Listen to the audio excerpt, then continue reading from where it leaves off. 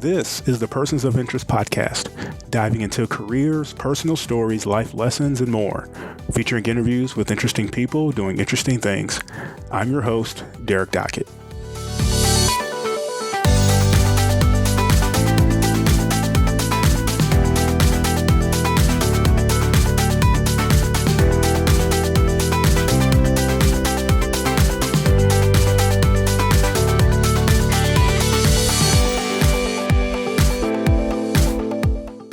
All right, ladies and gentlemen, welcome to another edition of the Persons of Interest podcast. I appreciate you taking time to download another episode.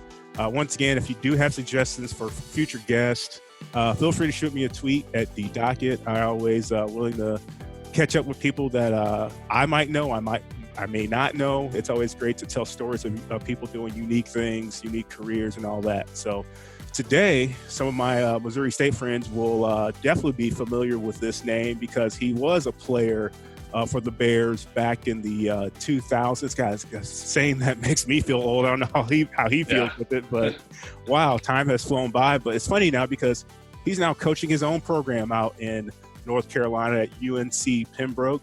I am talking about Drew Richards, former Missouri State Bear, now head coach at UNC Pembroke. Drew, thanks so much for taking time for hopping on the podcast with me. How are things going for you out there on the East Coast? Well, COVID pending, but outside of that, outside of the pandemic, we love it out here on the East Coast. After living in Springfield and Rogersville for most of our lives, my wife is from Springfield as well. Only being able to go to Kansas City and St. Louis, it's kind of nice to have like a bunch of options out here for it within 2 hours to drive from the house to take, the kids or go for a long weekend and stuff. But we love the East Coast. We've really enjoyed it out here. I'm going to have to drag my wife kicking and screaming if we ever get to go back to the Midwest. But it's funny. So this is actually your second stint now there. You're the head coach, but you were previously an assistant coach there before. So before we start talking about previous things in your road from college to what you did to get to where you are now, I'm curious, what was it like returning to a place where you were assistant coach? Was that an easy thing? Because obviously you had some experience being there and you knew the culture of the university. What was that like being able to go back to a place where you had some familiarity with? Yeah. We loved our time at UNC Pembroke. I was the associate coach under Ben Miller for 5 years, and we were able to have some success. And we love the people. We love the university. It's a great situation. You've got a Division II school that has almost 8,000 students. You got a football team. You've got a massive campus. It's a rural campus, but it's really nice. And you get a ton of support. I think we were top 30 in the country in attendance nationally, all these years. And so it's really a special place especially for people, but also for basketball. So we really enjoyed our time there. We weren't planning on going anywhere for a while. And then the opportunity opened up at Lander University, which is about 3.5 hours in Greenwood, South Carolina, in the same league. I've always admired Lander. I thought it was a really good job. The people there were really nice. The first year we won the conference championship at UNCP, we actually did it on Lander's home floor. So we spent about 3 or 4 days in the community. I got to know those people and really thought, hey, if it ever opened up, I'd love to take a crack at it. Got lucky enough, the AD's dumb enough to actually hire me there this past year. And obviously the game plan, you're thinking, okay, this is a job that we can be at for 4 or 5 years. It's a great quality of life. You're isolated around a lake, but it's a nice situation for your family. But you always feel strongly about kind of where we kind of laid our roots at. UNCP, that's the longest we've lived anywhere outside of Missouri our whole lives. So, obviously we were able to have some success at Lander this year, and then when UNCP opened back up, it was a decision we had to think about hard, but also not too hard, because we really always felt a kinship, always felt really drawn to that area. And like I said, we've had a great experience. So when the opportunity arose, it was really hard not to want to come back to someplace you feel that's considered home nowadays. Nice. So I got to ask, because I know most folks want to go back and go through it. So I'm curious, after looking up some stuff back in the past this morning before we hopped on the call here, I didn't even realize that your degree in public relations, and I just totally forgot that you did some analyst work on Missouri State radio with Art Haynes back in the day. I didn't even think about that at all, but I got to start out right there, because what was that like doing radio? Did you how did you even fall into that opportunity first? Well, I can say this. After spending that much time with Art Haynes, I can tell you he knows more about sports than 90% of coaches out there. That dude is unbelievable. He's an encyclopedia. Oh, it's incredible. And just his being around him and watching him study. And I mean, it was an amazing experience. I mean, there's a reason why he's such a legend. But, you know, when I got into the radio gig, whenever I got back, I played professionally in Germany. I got back. I really didn't know what I wanted to do with my life at that point. I was single, bouncing around between my brother's house and other couches and stuff. And I tried to get back overseas, but there was some confusion after I signed with an agency. And so I was going to have to wait till January. So I didn't know what to do with my life. I was at a kind of a standstill. So I started looking around for positions, and ironically, my wife's father, Mike Keltner, at the time, his son, Connor, was playing in games, and they needed somebody else to take some of that workload off of him. For the broadcast. And I guess they thought I could speak well enough that I could get on there and not sound too dumb.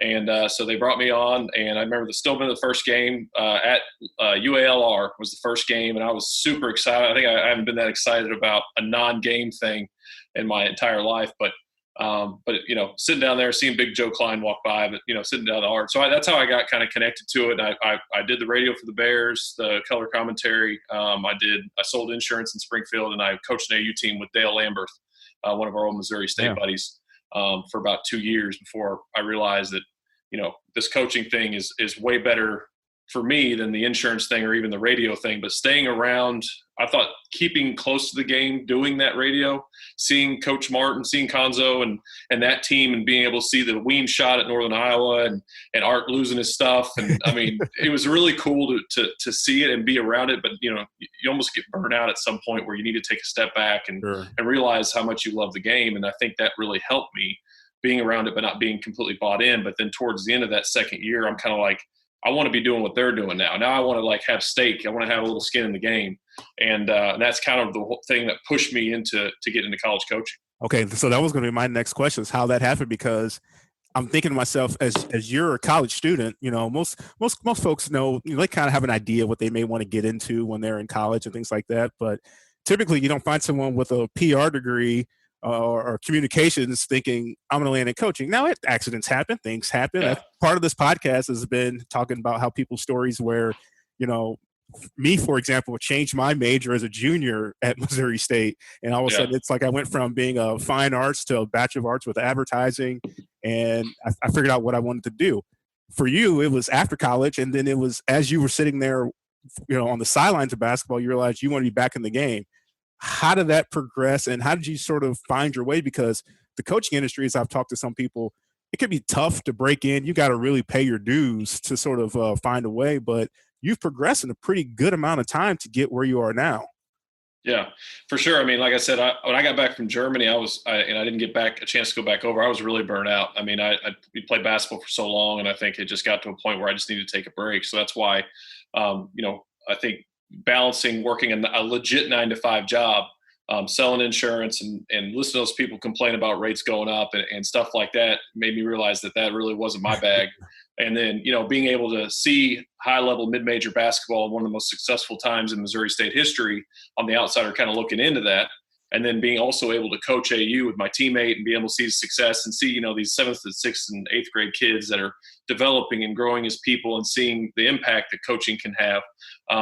I think all that kind of spearheaded into, like, I remember sitting down with my girlfriend at the time, and was like, hey, I'm going to quit this job that pays me a lot of money, and I'm going to go volunteer at a junior college that's an hour and a half away. And I'm going to sell my car, and I'm going to start my master's and take out a boatload of student loans. And she was unbelievably supportive of it, because I don't think if she was, I'm not sure I would have jumped in as head first. But, you know, when I was in college, I didn't want to coach. I mean, I never thought about coaching. You know, looking back on it, I wish I would have had a more coach's mindset when I was in college. But at the time, I just never thought it was something I'd be interested in. But, you know, that bug really bit me. And I remember the first person I called was Ben Miller, who ended up hiring me at UNCP. And I just said, hey, how do I get into college coaching? I've got no doubt this is what I want to do. I'm 100% in. What can I do? And he said, well, you need to quit your job. You need to go take a job that pays you little to no money, and you need to get your master's. So I literally did all those things. I sold my beautiful Tahoe that on 20-inch rims. I mean, it was on my dream car, Z71 black Tahoe. And I bought like a 94 BMW for like $2,000 with like 280,000 miles on it, because I didn't have to make payments on it. Right. So I immediately, you know, the Coach Walker, Yancey Walker at West Plains, liked my I guess a little bit of my enthusiasm for doing this. And I said, hey, you don't have to pay me anything. I will work, all day, every day. Just give me an opportunity to be on your staff. And he said, sure, come on down. So my entire first year at Missouri State West Plains, I didn't get paid anything. I didn't get paid a cent. I lived off student loans and food pantries. I used to go to food pantries because my big thing was I didn't want any help from my family. My girlfriend, now my wife at the time, would come buy me groceries when she saw me eating like the 15th can of tuna that week. But I didn't want any help. I was 100% of this. I wanted to see what would happen if I just dove headfirst in. And second year, they found me like a study hall job that paid, I think, $500 a month or something like that. And then luckily after those first 2 years, we were able to be successful and win. I think we averaged like 21 wins. We won the regular season championship. And then I was going to be able to jump into my first full-time gig. But I think it really took me stepping away from the game as a player, taking a break, catching my breath. And then once I realized where my passion really lies and seeing the game from an entirely different perspective, because to me, coaching and playing is so different. But seeing it from an entirely different perspective, such an analytical side with coaching, it kind of reinvigorated exactly why I love the game so much. And that's kind of how I ended up jumping back into college.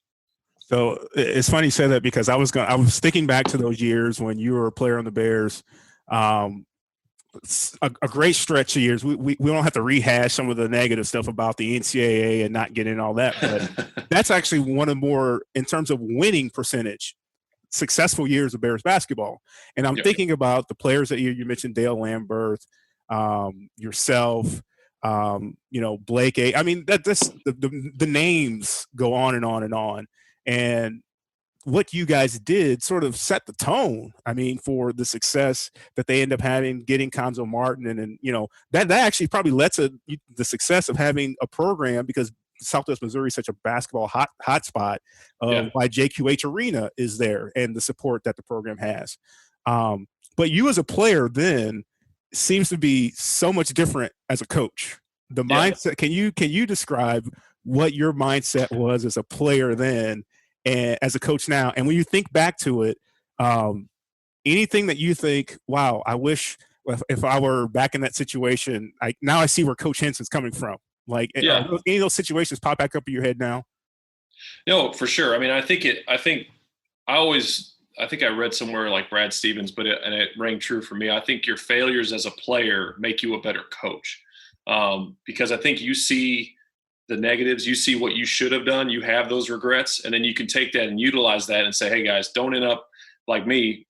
Put your work in, do your work, do this, do the extra, do beyond, study the game, do stuff like that, because that'll make you have no regrets leaving your college career. I'm proud of what we did at Missouri State. We averaged 20 wins a year, and I think sometimes it's passed upon because of how it ended with Coach Henson and that we didn't get to the NCAA tournament. But you look back with 3 NITs, outside of probably Southwest Missouri, the amount of respect for those Missouri State teams is incredible. I still hear about it to this day.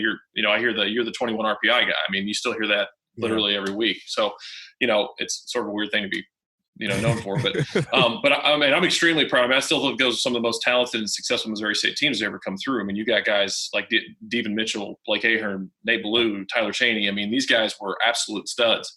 Then we ended the year that my senior year, we ended with Kyle Weems and Will Creekmore and these guys already being on campus, and Will and I used to battle in practice when he was a redshirt, and he was this big physical guy, and he's still playing pro to this day. So, but also in that same breath, not only does it come with like the work ethic, like, hey guys, it's worth putting more work in than what you think because of the outcome, but also, my senior year when I got mono and I missed like 8 weeks, I still try to emphasize, like, guys, not everything is guaranteed. I use that story in our team meeting of, hey, you might wake up tomorrow and have mono and miss the entire 8 weeks of your senior year, and that could ruin, that could put a huge jaunt in what you're trying to do as a player. So I try to give them a little bit more of that sense of urgency. And I think players respond better whenever it comes from, and this is just my experience. I know there's a lot of great coaches that never played, but, from my experience, they always seem to respond better. Like, I've been there. I've been in your shoes. I should have gotten the gym more when I was a player. I was too happy being the big physical shot blocker in the paint. I should have probably worked on my jump shot a little bit more, or shot free throws with Blake a little bit more, like you should, and then if you work all this, you finally get in shape, you finally get all this work in that you feel like you finally deserve a little success, and then you hit some mono, and all of a sudden now you're out 8 weeks.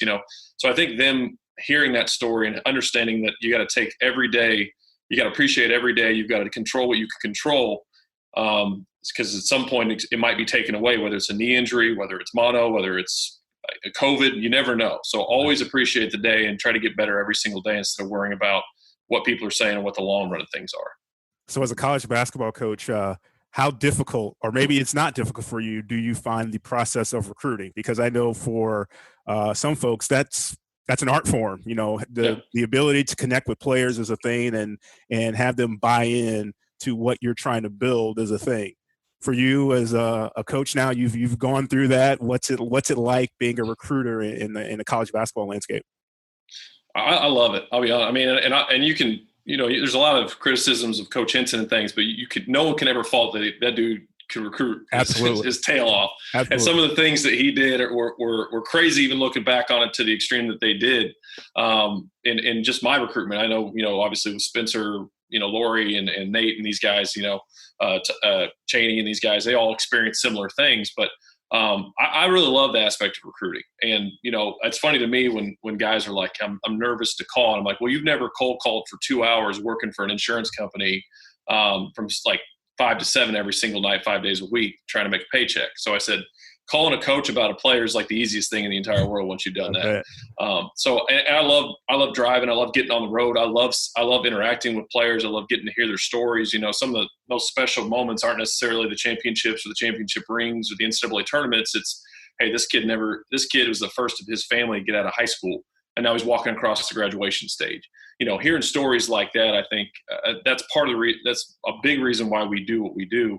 And I think you, as a college coach, as a recruiter, you have to identify what's the most help you can be. Obviously, you got to fit talent and their style of play and your system and character and things like that. But the impacts that you can have on people's lives, giving them opportunities that they never would have had because of a bouncing ball, I think is an easy product to sell for sure. And as from UNCP, I love this university, and it's, to me, if you believe in a product, regardless if it's insurance or college basketball, it's really easy to sell that product. And to me, selling, 6 years in a row in top 25 in the country, I mean, the stuff like that we've been able to do, 3 conference championships in the last 4 years, I mean, stuff that we've been able to do at UNCP, it's really for me to walk up to a coach, to a parent, to a player and say, hey, come play for us because we're going to try to make you as successful as possible. So I'm sure some folks here in Missouri may not have been able to see one of your teams, but if someone were watching a Drew Richards coached basketball team, what kind of style of basketball would they be coming to see? Well, I think taking pieces, I think, the better coaches are guys that steal stuff. And that's, sure. So I've been able to be under some great coaches like Ben Miller, who was under Roy Williams and Bill Self. Eldon Miller was on our staff for 5 years. So, I mean, he's literally, like, you talk about a basketball encyclopedia. It's incredible. And then, working under Yancey Walker and even Nate Gammett and guys like this, you try to pick pieces alone that fit how you want to play, So, the things that we talk about almost daily in our program is defense and rebounding. I think walking into Lander last year, I was able to see success of defense and rebounding, and then, sprinting, kind of playing a little more loose offensively. And walking into Lander last year, where literally it was like a blank canvas. I mean, they were not very good the previous 4 years. And they said, hey, just do whatever you think is going to help us succeed. And so all we talked about was defense and rebounding. And they went from being one of the worst rebounding teams in the league to, at one point last year, we led Division II in rebounds per game in the entire country. Wow. And that, so, I think everyone can have there's a lot of ways to win at basketball, but I think finding the way that is deep seated in you, and regardless of how bad I was shooting it offensively, or if I airballed a free throw that game, I always felt like I'm going to play hard as hell defensively, and I'm going to give everything I can on rebounding, and effort is a non-negotiable. And so I try to instill that in our players, and we try to recruit talented enough offensive players that they can surpass my ineptitude as an offensive coach, but buy into what we try to do defense and rebounding. So, I even looking at stats yesterday, they went from Lander went from one of the worst defensive teams in the league to being, I think they were second in defensive efficiency last year in the Peach Belt. So something we talk about all the time, and like I said, I think finding things that you can live with as a coach. I can live with a bad turnover. I can live with an aggressive play and a turnover. I can't live with a bad defensive effort or a lack of crashing the boards. Yeah.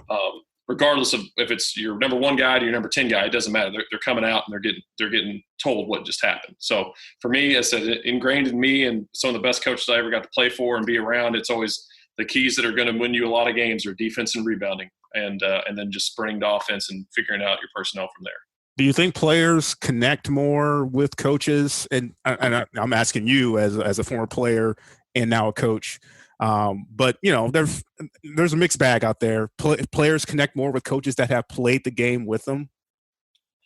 It's tough. You said it's kind of a mixed bag. I mean, there's a lot of really, really once again, go back to Ben Miller. Ben Miller played Division III basketball at Luther College. He wasn't this prolific player, but he was a heck of a basketball coach and a great recruiter. So they knew he was successful. So that's why they listened to him. I think it helps a little bit, but also if a player, if they think you're full of crap, they don't care if you played or didn't play. If they don't think you're believing in what you're telling them, or they think you know what you're talking about, it doesn't matter if you played or not, or you didn't play. I've been able to coach around guys that barely played and coach around guys that did play. And once again, it all boils down to relationships with those kids and making sure they understand, what you're talking about. And then you can try to teach it to them to their best understanding. It doesn't matter if I know 100% things about basketball. If I can't explain that to them and they can't comprehend it, it doesn't matter what I know. Yeah. And I think there's a disconnect between the really, really, really good players, because it became so naturally easy for them. I mean, there's guys that just killed it. And not easy was probably a bad word to use, but they were so good. They were so talented at basketball that it's hard for them to tell a guy down to the little elementary style terms of something to do, because they're used to playing at the highest levels and they were the greatest player. And but you didn't really explain how to V-cut to get open on offense. You're just supposed to be there. And I think and that's not everybody. I don't want to generalize. There's great players, great coaches, but there sometimes could be a disconnect between how great of a player is and then how can they communicate that knowledge and that talent to their team and make them understand it. So what's it like coaching now and the conference and division that you are? Because a lot of folks, Division II it's a passion, I think, for most folks. I mean, you find players that are looking for the opportunity, and Division II is a fit for them. But you'll see, it's great that they've put the Division II national championship, the Elite Eight and Final Four on TV, because I don't think many people realize how hard these kids play, and they don't often get the spotlight. So that's definitely a plus. But the style of basketball doesn't matter. It's always you're literally speaking to me that I can see the passion as a coach, and I can definitely have seen it from some of the kids. There are D2 schools all throughout this area that have so much talent. But for folks that haven't or don't pay enough attention, can you describe, especially from your team, the teams you've seen and teams you've coached, what it's like on a sort of game by game? It seems so long since we've had basketball. It's kind of weird even asking things. But what it's like, because there's so many talented players out there that just go under the spotlight or go under and don't get the spotlight.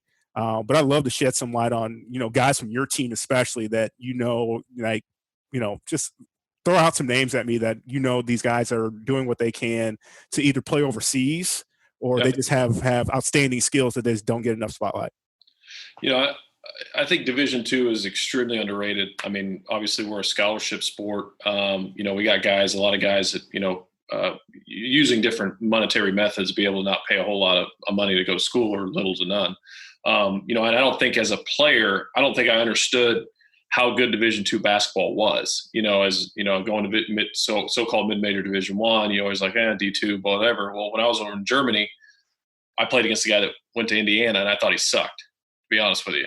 And then the best player I played against in Germany was the Division II Player of the Year, and he absolutely kicked my tail. So that was my first recollection of it doesn't matter what division you are. It doesn't matter if you're NAIA, NCAA, NJCAA. If you can play, you can play. Right. And I think the niche that D2 is able to get is our top guys were able to beat out because of, and I think this is a situational thing, but there's less rules as far as coaches on Division II as far as seeing kids. So it's a lot easier for us to build relationships with recruits. So we've been able to beat out Division Is on kids. We had a kid on our team who'll be a senior for us this year that had around 10 or 12 Division I offers. And we ended up beating out these guys on this kid. Now he's first team all league last year and hopefully be really good next year as well. And then we also have a kid on our roster who's actually from St. Louis. He was at a Lindbergh High School. He went Division III and was the Division III National Rookie of the Year. I mean, All-American, led his conference and all these stats, and turns out his parents moved to Myrtle Beach. And so one of my good friends, Marshall Newman, who's at MICDS, calls me. He's like, hey, I got a kid who wants to get close to his parents. And I'm like, yeah, I don't know. I'll take a look. And I'm like, this kid. So within 2 weeks, we got him on a visit. We got him committed. And now he's probably going to be one of our best players next year. And he's from St. Louis. So, all walks of life, the recruiting at D2, I think, is much more pure than it is, to the mid and then the high major level. I think you can truly get rewarded for hard work and relationship building at D2, at low major, and some mid-major spots. And then I, to this day now that I've seen good basketball and I've been able to see our team compete against UAB and Northern Iowa and some big-time Division I programs, I mean, the top 50 Division II programs in the country, in my bout, no doubt, are better than the lower 50 Division I programs. I mean, we went to UAB my first year at UNCP, and we beat UAB the year they went to the elite. They went to the round of 32 that year when Coach Hass was there. Oh, yeah. I mean, we beat them that year. We went to Northern Iowa and we're up 6 with 4 minutes to go. We're competing at a very, very high level, so regardless of Division I, Division II, Division III, and AI, if you can play, you can play. And our league, Peach Belt, is one of the best leagues in the country. We churned out pros year after year after year. We've got guys that, even just UNCP, I think we've had 10 professional basketball players in the last 6 years.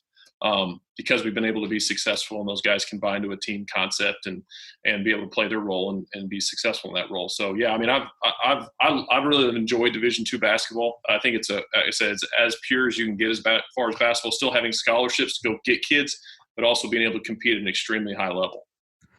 I don't think many people probably, and I was going to lead with this. I don't think many people thought back when you were a player at Missouri State that eventually Drew Richards would be a head coach. And the same could be said for a lot of players. And I say that because young man, older man, as he does the same hairstyle I have now, Blake Ahern, also a coach as well. You connected with him? Because I don't think for him, it's sort of been a progression too. I mean, I talked to him actually when he was coaching high school here in the St. Louis area, and it's been from Clayton High School, DeSmet High School to G League and the opportunities. It's continuing. And it seems like you guys have the knack for wanting to teach the game, make the connection with players, and continue that on. Have you had the chance to catch up with him at all, or Blake and I talk about every week. I mean, we a lot of these old Missouri State guys. I mean, I try to tell our guys like how important that brotherhood, that closeness is. I mean, guys like Kellen Easley. I mean, you got even Sky Frazier was about an hour from our house out here.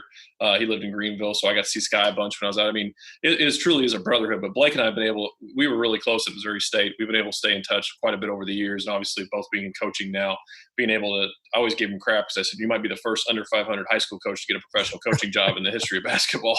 But he's done a heck, and then he goes and wins the whole thing his first year. I mean, he's done a heck of a job, and I know he's extremely well respected at all levels of coaching, not only from his playing career, but now he's really showing people how great of a tactician he is. And I think, I don't know what his future entails, but his future is extremely bright. So, I mean, he's one of my really, really, we're obviously really close, and I really have enjoyed seeing him progress and continue moving up very, very quickly. Yeah. So what's the future for you? Obviously, you love where you are. You've got a great opportunity. It's early in the stint there, but it sounds like you're going to have some success, and you've already had it, and it's going to probably continue. It's competition. And it seems like all the coaches that I've had the opportunity to talk to, that's the one thing they love. They love being able to compete. And we miss that now with COVID, but man, it's always something. I guess building something is a thing. I think several coaches always talk about being able to make it your own, recruit players, have them buy in, and turn it into something that can get to a higher level. What do you see for the future of your program there, and just the future of your career in coaching? Yeah. I mean, last year UNCP was really, really good. And we lost the player of the year in the league. We lost a couple of our big guys. We lost a guard to you talk about good players. We had a graduate transfer that went to Old Dominion. So we have some good returning players. We have a couple all-league guys, probably a potential third all-league guy. And we brought in some new guys and a couple of transfers. So, it'll be, of all the years that we really needed a great preseason to kind of get everybody molded and kind of have some shared experiences together. This was kind of the preseason. So COVID pending, I don't know what's going to happen. I mean, I don't know what our season is. I don't know what our preseason is looking like. I really hope these guys get a chance to play in a full season, because if we're able to play in a full season with the pieces we have, I think we can continue to compete at a high level and hopefully retain, top 25 and conference championships, NCAA tournaments, and all that stuff.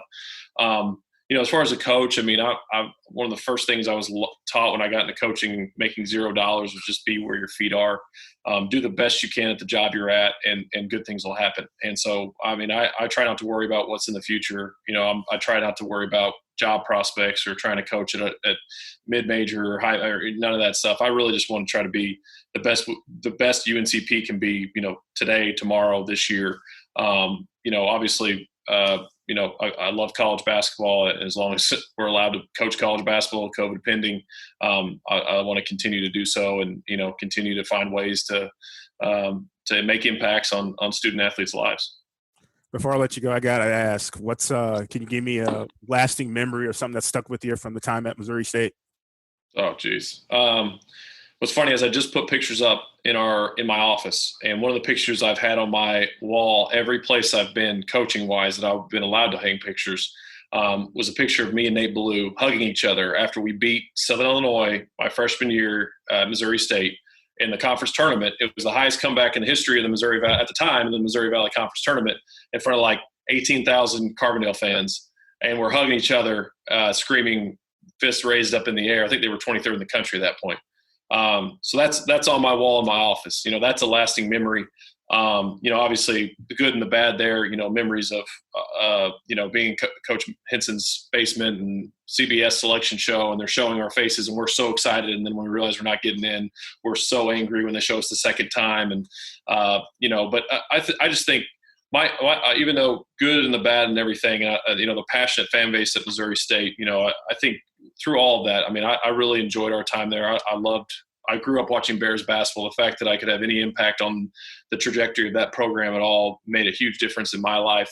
I'm proud of what we did. And all I think back on is funny stuff. Even like Blake would kill me if I told the story. Where the dorms are, my freshman year, I'm moving with Nate, and Sky and Blake are our suite mates. And Nate and I were absolutely disgustingly filthy, and Blake and Sky were like the preppy St. Louis guys with the polos and the New Balances. Private so we always, probably. Yeah, exactly. So we're all messy, and so we're our room's just a trash hole essentially. And so we get back they'll deny this to this day, but we get back, Nate and I get back from one of our late night Taco Bell runs, and all of our clothes from all of our drawers, all of our dirty clothes, all of the closet, everything, sheets off the beds, all are in a massive pile in the middle of the floor. And we're like, what happened? They're like, I don't know what you're talking about. So they completely denied it. So what Nate and I did is we decided that's the pile we're going to use for our clothes. So for like 3 weeks straight, all we did was pull stuff out of the pile. So we tried to challenge them back by saying, that's fine, we can live out of a pile. That's not too different than what we were doing before. So, but memories like that, I mean, those guys are brothers to me to this day. And I love seeing how successful they've been. And I think there was such a strong bond formed during those years at Missouri State that, to these days, those guys are, like I said, my brothers. So it's moments like that make college special. And if every kid gets an opportunity to do it, to create those kinds of relationships that you just talked about, that's a good reason why to not only find yourself, but to create long-lasting friendships like you guys have there as Bears for life. So you guys should follow Drew on Twitter at Drew T. Richards, the head coach of the University of North Carolina at Pembroke, the Braves. Drew, we hope we have basketball. I hope we have basketball just from a college basketball fan standpoint. But, man, I hope you guys get an opportunity to get out and hit the court, and hopefully this stuff clears up. But, man, I wish you nothing but the best. It's been great still keeping up with you and following everything you're doing as a coach, and hope nothing but the best of success for you coming up whenever the season starts, because we know it will start, but when it does start. Yeah, thanks, Derek. I really appreciate that opportunity. It's good I always love talking to Missouri State guys and hearing about, the suits and Hammonds and how, I mean, I just love those, such great memories and such fun crowds and stuff. So I love anybody coming from those days that got to see high level Bears basketball. I love talking to those guys. So I appreciate the opportunity to talk to you.